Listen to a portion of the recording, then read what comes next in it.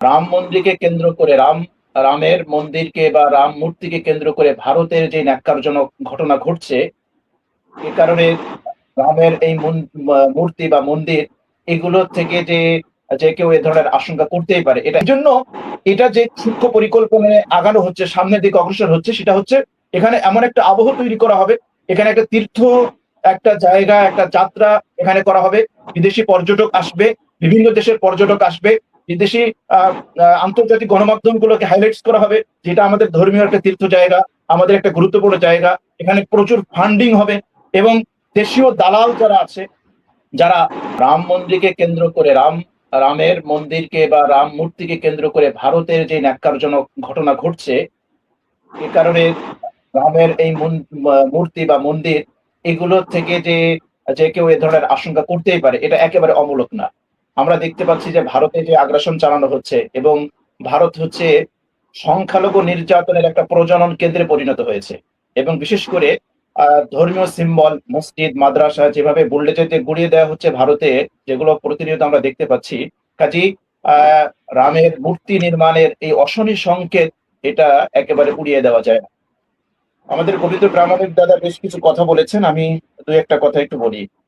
ওনার সবচেয়ে বড় একটা ক্যারিসমেটিক বিষয় হচ্ছে যে উনি কবিতার মতো চমৎকার করে উনি সাজিয়ে গুছিয়ে এমন ভাবে বিষয়টা উপস্থাপন করতে পারেন, এটা ওনার একটা ক্রেডিট বা একটা যোগ্যতা। উনি দাবি করলেন যে ভারত আহ এটা দখল করার, বাংলাদেশ বা রংপুর দখল করার কোনো চিন্তাও নাই। যেখানে গোবিন্দ প্রামাণিক প্রামাণিক যিনি বাংলাদেশে বসে, বাংলাদেশের মাটিতে বসে অখণ্ড ভারতের স্বপ্ন দেখেন এবং তার পরিকল্পনা আছে এটা, আর সেই জায়গায় বসে ভারতের সরকার, বিজেপি সরকার এবং ভারত এটা স্বপ্ন দেখবেন না, এটা একটা হাস্যকর বিষয়। কাজেই আহ ভারতের রংপুর কেন, ভারতের দখল করার অতীত ইতিহাস আছে। সিকিম দখল করেছে ভারত, হায়দ্রাবাদ ভারত দখল করেছে। সুতরাং আমরা বাংলাদেশে কিভাবে একেবারে নিশ্চিন্তে ঘুমাবো যে বাংলাদেশে ভারতের সেই পুরনো অভ্যাস যে পরিবর্তন হয়ে যাবে, ভারত যে একেবারে দুধে দেওয়া তুলসী পাতা হয়ে যাবে, এটা ভাবার কোনো সুযোগ নেই।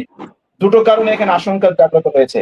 নাম্বার ওয়ান, একটা হচ্ছে যেই জায়গায় মূর্তি নির্মাণ হয়েছে, আমাদের শ্রদ্ধেয় ডক্টর হাসানুজ্জামান চৌধুরী অনেক চমৎকার বলেছেন, ইতিহাস টেনে এনেছেন, আমি ওইগুলোর পুনরাবৃত্তি করতে চাচ্ছি না। এখানে দুটো দিক এখানে আমরা একটু উল্লেখ করতে চাই। একটা হচ্ছে জায়গাটা কোথায়, রংপুরের মতো জায়গা, এই রংপুর এবং গাইবান্ধা, পলাশবাড়ি, এই জায়গাটা হচ্ছে স্ট্র্যাটেজিক বা কৌশলগত ভাবে খুব একটা সেন্সিটিভ জায়গা। এটা নিয়ে ইতোমধ্যে ভারতের, যদিও আমাদের প্রামাণিক গোবিন্দ দাদা তিনি বলেছেন যে YouTuber, no no, not only YouTuber, ভারতে শুধুমাত্র ইউটিউবাররা এটা দাবি করে না, একেবারে উচ্চ পর্যায় থেকেই তারা এটা দাবি করতেছে। কিভাবে রংপুর দখল করবে তারও একটা চক্রান্ত বা তারও একটা কৌশল তারা বলে দিয়েছে। কিভাবে তারা কিনে নিতে চায়, কিভাবে তারা জনগণকে, যেখানে হিন্দু সরিয়ে মুসলমান, মুসলমান সরিয়ে হিন্দু কিভাবে করতে চায়, কিভাবে জোর জবরদখল করতে চায়, এগুলো তাদের প্ল্যান আছে। সুতরাং এই জায়গাটা হচ্ছে এমন একটা জায়গা যেটা বাংলাদেশের জন্য খুব স্পর্শকাতর জায়গা। এবং চিকেন নেকের কথা বারবার তুলে উঠে এসছে, ভারতের যে সেভেন সিস্টার আছে, এবং ওই চিকেন নেকের জায়গাটাকে যদি বড় করতে হয় তাহলে তাদের এই রংপুর, এই ডিস্ট্রিক্ট তাদের দরকার। এই জন্য 5ই অগস্টের পর থেকে ভারতের পুরনো যেই চাল ছিল, যখন ভারত 5ই অগস্টের মাধ্যমে সেটার পতন হয়েছে, তখন ভারত একটা নয়া কৌশল একটা এখানে গ্রহণ করেছে। আমি মনে করি যে আমাদের গাইবান্ধার পলাশবাড়িতে যে 28 ফুট শিবের মূর্তি, 53 ফুট কৃষ্ণের মূর্তি এবং রাম মূর্তি যে নির্মাণের একটা পরিকল্পনা হাতে নেওয়া হয়েছে, আমি মনে করি যে ভারতের সেই নয়া কৌশলের একটা বহিঃপ্রকাশ এটা। দুটো কারণ, এক নম্বর হচ্ছে জায়গাটা হচ্ছে খুবই সেন্সিটিভ জায়গা, খুব স্পর্শকাতর জায়গা। এবং মজার বিষয় হলো, বাংলাদেশের অনেক জায়গায় হিন্দু সম্প্রদায় অনেক বেশি, হিন্দু ধর্মাবলম্বী যারা আছে তাদের পার্সেন্টেজ অনেক বেশি, কিন্তু গাইবান্ধার এই জায়গায়, পলাশবাড়ির এই জায়গায় মাত্র হিন্দু জনসংখ্যা হচ্ছে মাত্র 6%, বা কিছু বেশি হবে, 6.4%। সেখানে 2011 সালের আত্মশুমারিতে এই জায়গায় আছে। তো সেই জায়গায় এত বিশাল বিশাল স্পেসে, এত বিশাল বিশাল উঁচু উঁচু মূর্তি নির্মাণ, এটা শুধুমাত্র ধর্মীয় আবেগের পিছনে কাজ করে, এটা ভাবার কোনো অবকাশ নেই। আমরা এখানে আবারও স্পষ্ট করি, আমাদের শ্রদ্ধাভাজন হাসানুজ্জামান চৌধুরী সাহেব উনি স্পষ্ট করেছেন, আমি আবারও রিপিট করি, যে হিন্দুরা এদেশে বসবাস করবে, তারা এদেশের নাগরিক, আমরা তাদেরকে সংখ্যালঘু ভাবতে নারাজ। ভারতে সংখ্যালঘু নির্যাতন কিভাবে হয় সেইভাবে যদি কেউ চিন্তা করে, তাহলে আমরা মনে করি যে বাংলাদেশের হিন্দুরা তারা অনেক ভালো আছে। এটা যে কোনো নিরপেক্ষ দৃষ্টিভঙ্গিতে নিরপেক্ষভাবে এটা বলতে সে এটা বাধ্য। তো সেই জায়গা থেকে আমরা মনে করি যে বাংলাদেশের প্রত্যেকের নাগরিক অধিকার আছে, প্রত্যেকের ধর্মীয় রাইটস আছে, প্রত্যেকের সাংবিধানিক অধিকার আছে, প্রত্যেকে সেই অধিকারগুলো পালন করবে। এদেশের হিন্দু সম্প্রদায় যারা আছে তারা তাদের মন্দিরে তারা মূর্তি নির্মাণ করবে, কেউ তাদেরকে বাধা দিবে না। এমনকি যদি কেউ তাদের পূজা অর্চনায় বাধা প্রদান করে, কেউ যদি পাশে না দাঁড়ায়, আমরা ওলামায়ে কেরাম তাদের পাশে দাঁড়াবো, এই ইতিহাস আমাদের আছে। 5ই আগস্টের পরে যে ঘটনা ঘটেছিল এবং যেভাবে প্রচারণা চালানো হয়েছিল, হিন্দু সম্প্রদায় তারা তাদের ধর্মীয় স্বাধীনতা, তাদের পূজা অর্চনা করতে পারবে না। অনেক পত্র পত্রিকায় এটা রিপোর্ট হয়েছে যে বিগত কয়েক দশক ধরে 24শে আগস্টের পরে হিন্দু সম্প্রদায় যেভাবে একেবারে নির্বিবাদে, একেবারে তারা নিঃসংকোচে এবং কোনো ধরনের আক্রমণ ছাড়া, কোনো ধরনের হ্যারাসমেন্ট ছাড়া যেভাবে তারা পূজা অর্চনা পালন করেছে, যার অতীত ইতিহাসে এরকম নজির নাই। সুতরাং আমরা এই বার্তাটা স্পষ্ট দিতে চাই যে আপনারা মন্দিরে পূজা করুন, আপনারা পূজা পার্বণ করুন, কোনো সমস্যা নাই। কিন্তু একটা উন্মুক্ত প্লেসে এত বিশাল বড় বড় মূর্তি নির্মাণ, এটা নিছক ধর্মীয় আবেগ, এটা আমরা মানতে নারাজ। কেন নারাজ? তার একটা কারণ বললাম, এই জায়গাটা হচ্ছে বাংলাদেশের কৌশলগত দিক থেকে খুব সেন্সিটিভ জায়গা। এই জায়গাকে চুজ করা হয়েছে, এই জায়গা পছন্দ করা হয়েছে শুধু ধর্মীয় আবেগের বহিঃপ্রকাশ ঘটানোর জন্য নয়।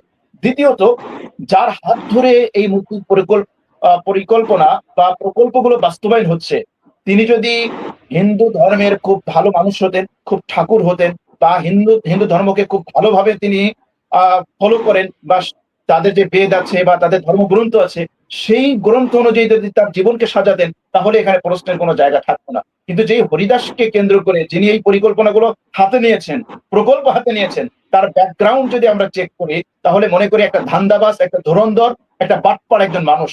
সেই মানুষ যখন এই ধরনের পরিকল্পনা হাতে নেয়, প্রকল্প হাতে নেয়, তো এটা নিঃসন্দেহে সন্দেহের একটা জায়গা। দ্বিতীয়ত, ভারতের হাই কমিশনার সেখানে যাতায়াত এবং বিভিন্ন উচ্চ পর্যায়ের কর্মকর্তারা এই জায়গায় যেভাবে যাতায়াত করে এবং যেভাবে তাদেরকে প্যাট্রোনাইজ করছে, এখানে নীরবে বসে থাকার কোনো সুযোগ নেই। এটা ভবিষ্যতে কি হবে?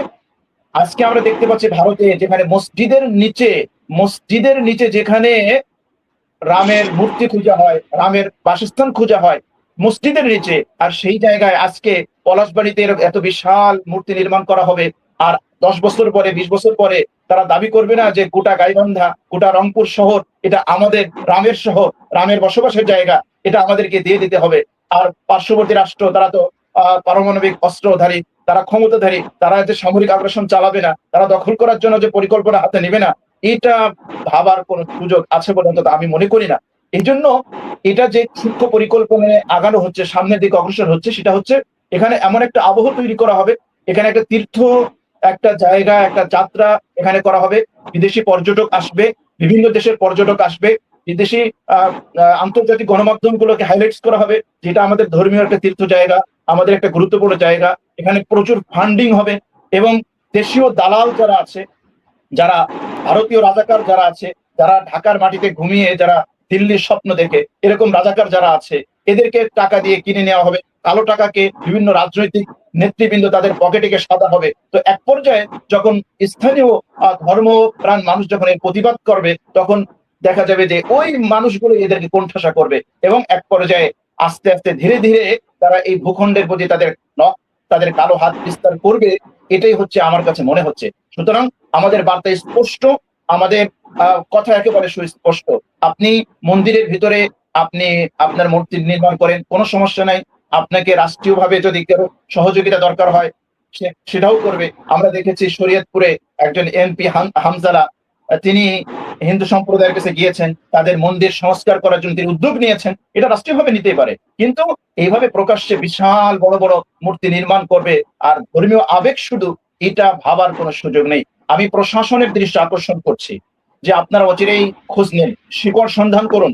এত কোটি কোটি টাকা কোথা থেকে আসলো, কে এখানে ডোনেশন দিয়েছে, প্যাট্রোনাইজ কে করেছে, কোথা থেকে ফান্ডিং হয়েছে, এত দ্রুত কিভাবে এই জায়গাগুলো এত বিশাল বিশাল মূর্তি নির্মাণ হয়েছে, এগুলো প্রশাসনের অচিরেই এগুলো পদক্ষেপ গ্রহণ করা উচিত। নতুবা এমন একটা সময় আসবে যখন ব্রিটিশরা যেটা করেছিল তাদের সাম্রাজ্য বিস্তার করার জন্য হিন্দু মুসলিম সাম্প্রদায়িক দাঙ্গা উস্কে দিয়ে তারা তাদের সাম্রাজ্যবাদী চিন্তা চেতনাকে আরো দীর্ঘস্থায়ী করার পরিকল্পনা করেছিল। আমাদের মনে হচ্ছে যে এই গাইবান্ধার পলাশবাড়িতে একটা প্রকাশ্যে শিব এবং কৃষ্ণের মূর্তি নির্মাণ নয়, এখানে সাম্প্রদায়িক দাঙ্গা বাঁধানোর একটা বীজ এখানে বপন করা হচ্ছে।